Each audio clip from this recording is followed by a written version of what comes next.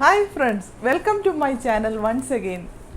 ഇന്ന് ഞാൻ നിങ്ങളുടെ മുന്നിൽ തയ്യാറാക്കി കാണിക്കാൻ ആഗ്രഹിക്കുന്നത് ഞാൻ സ്ഥിരമായിട്ട് വീട്ടിൽ ഉണ്ടാക്കുന്ന ഒരു രുചികരമായ പുഡിംഗ് ആണ്.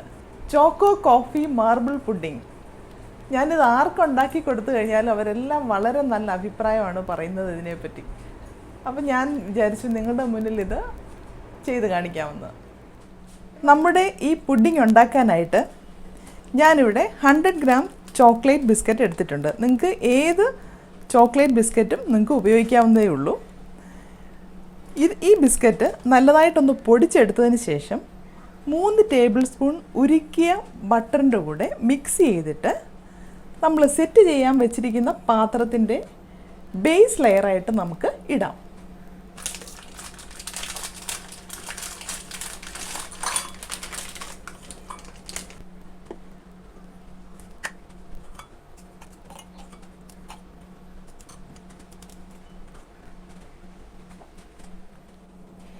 ബിസ്ക്കറ്റ് തരിതരിപ്പായിട്ട് പൊടിച്ചുകൊണ്ട് വന്നിട്ടുണ്ട്.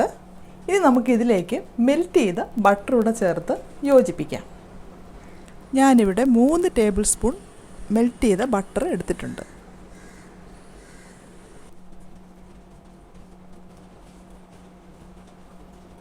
ഞാനിത് നല്ലതായിട്ട് മിക്സ് ചെയ്ത് ചേർത്തിട്ടുണ്ട്.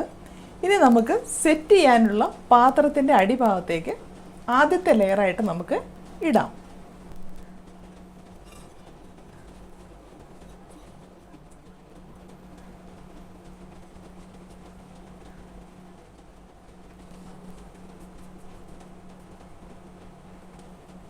ഇതിങ്ങനെ ഈവനായിട്ട് ഒരുപോലെ നിരത്തി കൊടുക്കുക.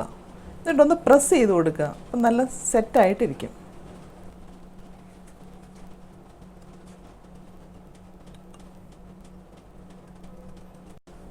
ഈ പുഡിങ്ങിൻ്റെ ഫസ്റ്റ് ലെയർ റെഡിയായി. ഇനി നമുക്ക് അടുത്ത സ്റ്റെപ്പ് ചെയ്യാം. ഇനി ചെയ്യേണ്ടത് 2 ടേബിൾ സ്പൂൺ പഞ്ചസാര എടുത്ത് കാരമലൈസ് ചെയ്യുക. ഞാൻ കാരമലൈസ് ചെയ്യാനായിട്ട് ഒരു നോൺ സ്റ്റിക്ക് പാനിലേക്ക് ഇട്ട് കൊടുക്കണം. കാരമലൈസ് ആകുമ്പോഴത്തേക്ക് ഒരു 1/4 കപ്പ് നട്ട്സ്, ഞാനിവിടെ എടുത്തിരിക്കുന്നത് ബദാമും കാഷ്നട്ടും വാൾനട്ടുമാണ്. ബദാമും കാഷ്നട്ടും മാത്രമായാലും മതി. എൻ്റെ കയ്യിൽ വാൾനട്ട് ഉള്ളതുകൊണ്ട് ഞാൻ അതും കൂടെ ഇട്ടു.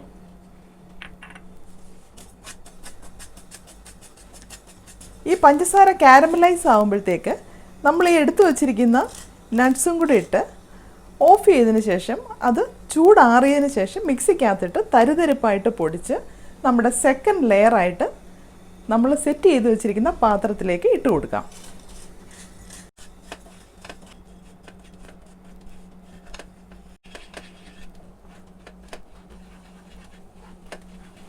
പഞ്ചസാര കാരമലൈസ് ആയിട്ടുണ്ട്. നമുക്ക് ഈ നട്ട്സ് ഇതിലേക്ക് ഇട്ട് കൊടുക്കാം. ഇത് തീ ഓഫ് ചെയ്ത് വെക്കുക. ഇനി തണുത്ത് കഴിഞ്ഞതിന് ശേഷം നമുക്കിത് മിക്സിയിലെടുത്ത് പൊടിച്ചെടുക്കാം. കാരമലൈസ് ചെയ്ത നട്ട്സ് ചൂടാറിയതിന് ശേഷം ഞാൻ മിക്സിക്കകത്തിട്ട് തരിതരിപ്പായിട്ട് പൊടിച്ചെടുത്തിട്ടുണ്ട്. ഇനി ഇത് നമുക്ക് സെക്കൻഡ് ലെയറായിട്ട് ഇതിലേക്ക് ഇട്ട് കൊടുക്കാം.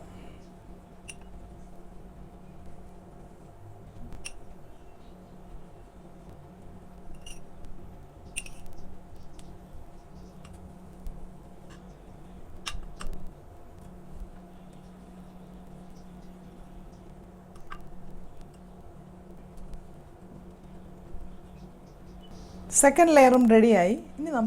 ഇനി അടുത്തായിട്ട് നമുക്ക് മൂന്നാമത്തെ ലെയർ ഇടാം. അതിനായിട്ട് നമ്മൾ ഇടേണ്ടത് പീനട്ട് ബട്ടറാണ്. പീനട്ട് ബട്ടർ നമുക്ക് ഉണ്ടാക്കണം. പീനട്ട് ബട്ടറിന് വേണ്ടി ഞാനിവിടെ 1/2 കപ്പ് കപ്പലണ്ടി ഡ്രൈ റോസ്റ്റ് ചെയ്ത് എടുത്താണ്. ഇതിലേക്ക് 1 പിഞ്ച് സോൾട്ടും ഒരു 1/2 ടീസ്പൂൺ പഞ്ചസാരയും കൂടെ ചേർത്ത് മിക്സിയുടെ ജാറിൽ ഇട്ട് നല്ലതായിട്ട് ഗ്രൈൻഡ് ചെയ്ത് എടുക്കണം. ഇതിനകത്തൊട്ടും വെള്ളമോ ഒന്നും ചേർക്കരുത്. ഇതിനകത്ത് തന്നെ ഓയിലുണ്ട്. ആ ഓയിലിൽ നല്ല പേസ്റ്റ് രൂപത്തിൽ നമുക്ക് പീനട്ട് ബട്ടർ ഉണ്ടാക്കിയെടുക്കാം. സോൾട്ട് ഒട്ടും കൂടി പോരുത്. 1 പിഞ്ച് സോൾട്ടേ ഇടാവുള്ളൂ. ഇനി ഇത് ഞാൻ നല്ലതായിട്ട് ഗ്രൈൻഡ് ചെയ്ത് എടുത്തുകൊണ്ട് വരാം. പീനട്ട് ബട്ടർ റെഡി ആയിട്ടുണ്ട് വന്നിട്ടുണ്ട്. നമുക്കിതിലേക്ക് ഒരു 2-3 ടീസ്പൂൺ മിൽക്ക് മെയ്ഡൂടെ ചേർത്തൊന്ന് മിക്സ് ചെയ്യാം.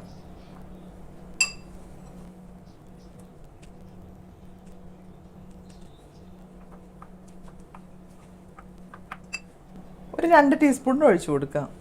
ഇതൊന്ന് ലൂസ് ആകുന്ന അത്രയും തോളം വേണം നമുക്ക്. പീനട്ട് ബട്ടറിലേക്ക് നമ്മൾ കണ്ടൻസ്ഡ് മിൽക്ക് ചേർത്ത് ഒരു 10 മിനിറ്റ് നേരത്തേക്ക് മാറ്റി വെച്ചതിന് ശേഷം നമ്മൾ പിന്നീട് എടുക്കുമ്പോൾ ഇങ്ങനെ തരിതരിപ്പായിട്ട് ലൂസായിട്ട് നമുക്ക് എടുക്കാം. ഇത് നമുക്ക് ഇതിൻ്റെ മുകളിലേക്ക് ഇട്ട് കൊടുക്കാം. അടുത്ത ലെയറായിട്ട് ഇട്ട് കൊടുക്കാം. ഒന്ന് വിതറി ഇട്ട് കൊടുക്കണം.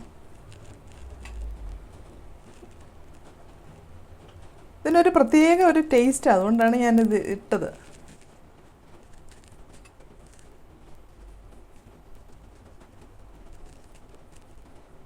അല്പം പേഷ്യൻസോടുകൂടി ഇട്ട് കൊടുക്കുക.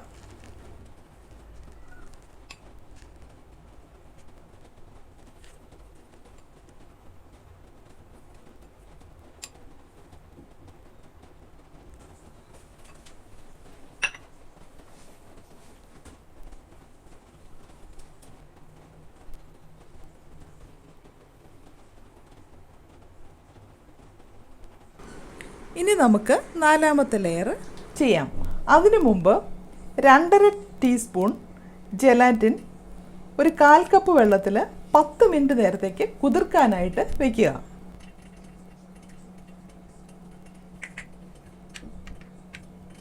ഇത് നമുക്ക് മാറ്റി വയ്ക്കാം.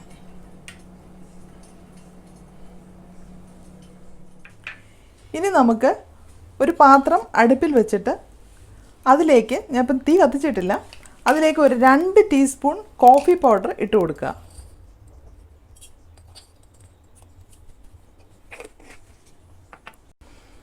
ഇത് കലക്കാനായിട്ട് ചൂടുള്ള പാല് ഇതിലേക്ക് ഒഴിക്കുക. അധികം വേണ്ട, ഇത് കലങ്ങാൻ വേണ്ടി മാത്രം മതി.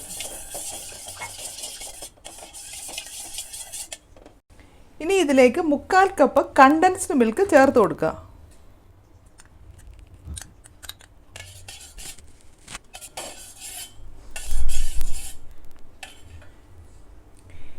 ഇനി 2 മുട്ടയുടെ മഞ്ഞയും കൂടെ ഒന്ന് അടിച്ചിട്ട് ഇതിലേക്ക് ചേർത്ത് കൊടുക്കുക.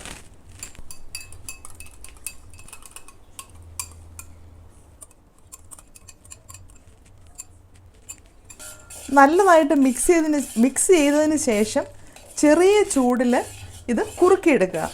ഒരിക്കലും തീ കൂട്ടരുത്, വളരെ ചെറിയ ചൂടിൽ വേണം ഇത് കുറുക്കിയെടുക്കാനായിട്ട്.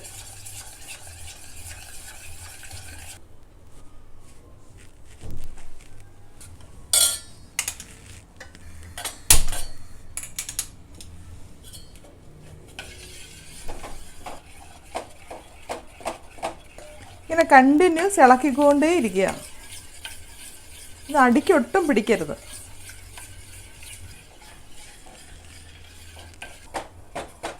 ഇത് കുറുകി വന്നിട്ടുണ്ട്. ഞാനിതിൻ്റെ തീ ഓഫ് ചെയ്യുന്നു. ഇനി ഇതിലേക്ക് നമ്മൾ കുതിർത്ത് വച്ചിരിക്കുന്ന ജെലാറ്റിനും കൂടെ ചേർത്ത് കൊടുക്കാം.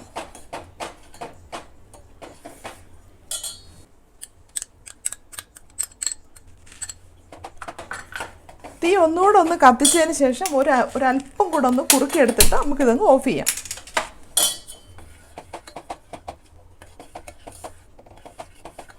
തീ കുറച്ചിടണം, തീ കൂട്ടിയിടരുത്. ഇപ്പോൾ ഇത് കുറുകി വന്നിട്ടുണ്ട്. ഞാൻ തീ ഓഫ് ചെയ്യുന്നു. ഇനി ഒരു 5 മിനിറ്റ് കഴിഞ്ഞതിന് ശേഷം ഒരു 1/2 ടീസ്പൂൺ വാനില എസൻസും കൂടെ ഇതിലേക്ക് ചേർത്ത് കൊടുക്കണം. 1/2 ടീസ്പൂൺ വാനില എസൻസും കൂടെ ഇതിലേക്ക് ചേർത്ത് കൊടുക്കാം. ഞാനിവിടെ 1/2 കപ്പ് വിപ്പിംഗ് ക്രീം എടുത്തിട്ടുണ്ട്. ഇത് നല്ലതായിട്ട് അടിച്ച് പതപ്പിച്ചെടുക്കുക.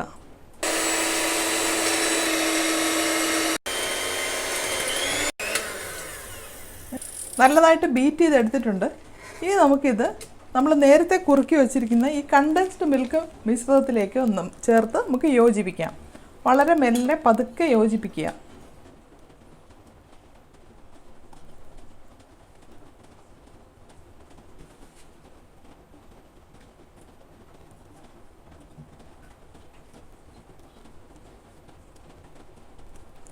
ഇനി ഇത് മാറ്റി വയ്ക്കുക. ഇനി നമുക്ക് മുട്ട പതപ്പിച്ചെടുക്കാം.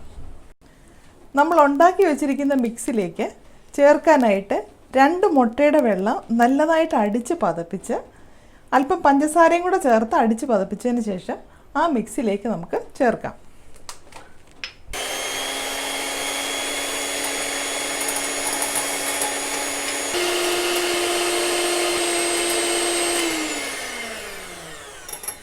ഈ പഞ്ചസാര കുറേശ്ശെയായിട്ട് ഇതിലേക്ക് ചേർത്ത് കൊടുക്കുക. 2 ബാച്ചസ് ആയിട്ട് ഇട്ട് കൊടുക്കുന്നതാണ് എനിക്ക് നല്ലത്. മുട്ട നന്നായിട്ട് അടിച്ച് പതപ്പിച്ചിട്ടുണ്ട്. ഇനി നമുക്ക് ഈ മിക്സിലേക്ക് നമുക്കിത് ചേർത്ത് കൊടുക്കാം.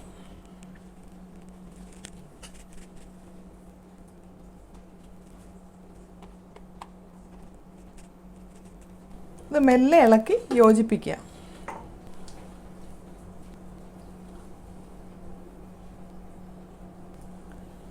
നല്ലതായിട്ട് ഇളക്കി യോജിപ്പിച്ചിട്ടുണ്ട്.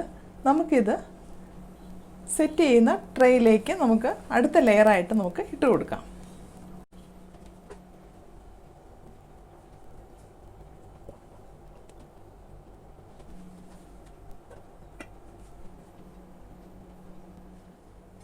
നമ്മുടെ പുഡിങ്ങിൻ്റെ മുകളിലായിട്ട് നമുക്കൊരു ഡിസൈൻ കൊടുക്കാൻ വേണ്ടിയിട്ട് ഒരു 3-4 കഷ്ണം ചോക്ലേറ്റ്, ഡാർക്ക് ചോക്ലേറ്റ്, ഇങ്ങനെ കോമ്പൗണ്ട് ചോക്ലേറ്റ് നമുക്ക് വാങ്ങിക്കാനായിട്ട് കിട്ടും. അതുപോലുള്ള 3-4 കഷ്ണം ചോക്ലേറ്റ് എടുക്കാം. അതിലേക്ക് 1 ടേബിൾ സ്പൂൺ വെണ്ണയും കൂടെ ചേർത്ത് ഡബിൾ ബോയിലിംഗ് ചെയ്തൊന്ന് ഉരുക്കിയെടുക്കുക.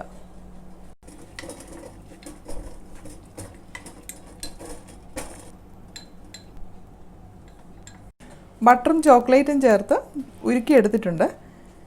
ഇനി നമുക്കിത് ഇതിൻ്റെ മുകളിലായിട്ട് ഇങ്ങനെ ഓരോ ഒഴിച്ചു കൊടുക്കുക. 2-3 തുള്ളി ഇങ്ങനെ ഒഴിച്ചു കൊടുക്കുക.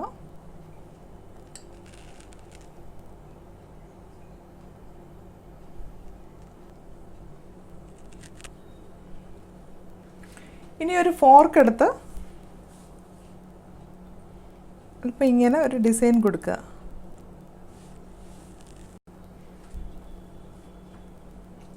ഇങ്ങനെ ഫോർക്ക് കൊണ്ട് ഇങ്ങനെ പതുക്കെ ഒന്ന് ചെയ്യുമ്പോഴത്തേക്ക് നല്ല മാർബിൾ ഡിസൈൻ നമുക്ക് കിട്ടും. ഇനി ഇത് നമുക്ക് സെറ്റ് ചെയ്യാനായിട്ട് ഫ്രിഡ്ജിൽ വയ്ക്കാം. ഒരു ക്ലിംഗ് ഫിലിം ഉപയോഗിച്ച് നമുക്ക് കവർ ചെയ്തിട്ട് ഫ്രിഡ്ജിൽ വയ്ക്കാം. ഫ്രീസറിൽ വെക്കരുത്. ഒരു 4-5 മണിക്ക് തണുത്തതിന് ശേഷം നമുക്കിത് ഉപയോഗിക്കാം. 4-5 മണിക്കൂർ തണുത്തതിന് ശേഷം എടുക്കുന്നതായിരിക്കും നല്ലത്.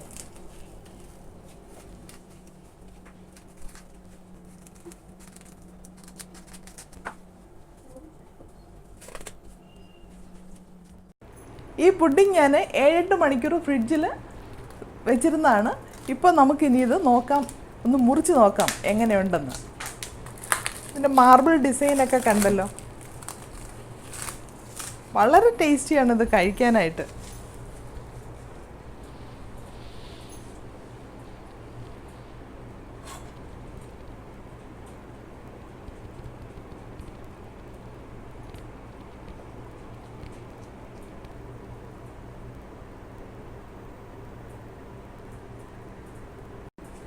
നിങ്ങളെല്ലാവരും ഈ പുഡിംഗ് കണ്ടല്ലോ. വളരെ ടേസ്റ്റി ആയിട്ടുള്ള ഒരു പുഡിംഗാണ്. നിങ്ങളെല്ലാവരും ഇത് വീട്ടിലത് ട്രൈ ചെയ്ത് നോക്കണം. അതുപോലെ നിങ്ങൾക്ക് ഇഷ്ടപ്പെട്ടു കഴിഞ്ഞാൽ അതിൻ്റെ അഭിപ്രായങ്ങളും നിർദ്ദേശങ്ങളും ഒക്കെ എനിക്ക് എഴുതി അറിയിക്കണം. ഇനി ഒരു നല്ല റെസിപ്പിയുമായിട്ട് നമുക്ക് അടുത്ത എപ്പിസോഡിൽ നമുക്ക് വീണ്ടും കാണാം. ഞാൻ ഒരു കാര്യം കൂടെ പറഞ്ഞോട്ടെ, എൻ്റെ ചാനൽ ഇതുവരെ സബ്സ്ക്രൈബ് ചെയ്തിട്ടില്ല എന്നുണ്ടെങ്കിൽ ഒന്ന് സബ്സ്ക്രൈബ് ചെയ്തേക്കണേ. അതിൻ്റെ താഴെ കാണുന്ന ബെൽ ബട്ടണും കൂടെ ഒന്ന് പ്രസ് ചെയ്ത് കഴിഞ്ഞാൽ ഞാൻ പുതുതായിട്ട് അപ്ലോഡ് ചെയ്യുന്ന വീഡിയോകളുടെ നോട്ടിഫിക്കേഷൻ നിങ്ങളുടെ മൊബൈലുകളിൽ നിങ്ങൾക്ക് ലഭിക്കും. Thank you for watching my video.